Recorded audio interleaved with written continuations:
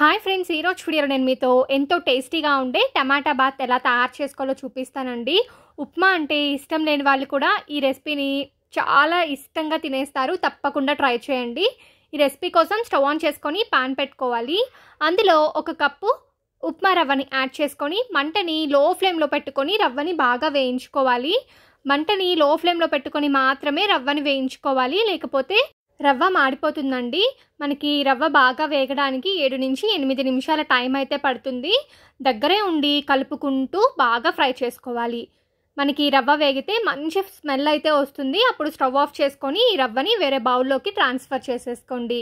ఇప్పుడు అదే పాన్లో 1 table spoon నెయ్యిని వేసుకోండి. నేనైతే ఇక్కడ నెయ్యితో చేసుకుంటున్నాను, మీరు నూనెను కూడా వేసుకోవచ్చు. నెయ్యి వేడెక్కిన తర్వాత ఆవాలు, జీలకర్ర అలాగే కొద్దిగా జీడిపప్పుల్ని కూడా యాడ్ చేసుకొని ఫ్రై చేసుకోండి. ఇవి వేగిన తర్వాత సన్నగా కట్ చేసి పెట్టుకున్న ఉల్లిపాయ ముక్కలు వేసుకోవాలి.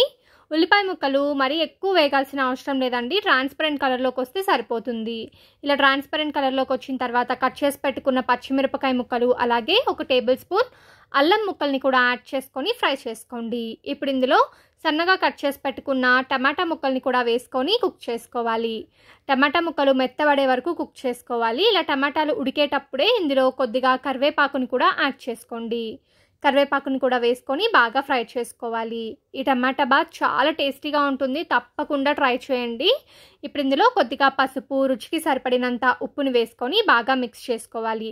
ఇప్పుడు చూడండి, టమాటాలు బాగా కుక్ అయిపోయాయి కదా. ఇప్పుడు ఇందులో 1 కప్పు రవ్వకి 3 కప్పుల నీళ్ళని యాడ్ చేసుకోవాలి.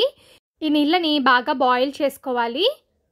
సో ఇప్పుడు చూడండి, మనకి వాటర్ అయితే బాగా బాయిల్ అవుతున్నాయి కదా. ఇప్పుడు మనం ముందుగా ఫ్రై చేసి పెట్టుకున్న రవ్వని కొద్దిగా యాడ్ చేసుకుంటూ మిక్స్ చేసుకుంటూ కుక్ చేసుకోండి. మంటని హై ఫ్లేమ్లో కాకుండా లో టు మీడియం ఫ్లేమ్ పెట్టుకొని రవ్వని కుక్ చేసుకోవాలి.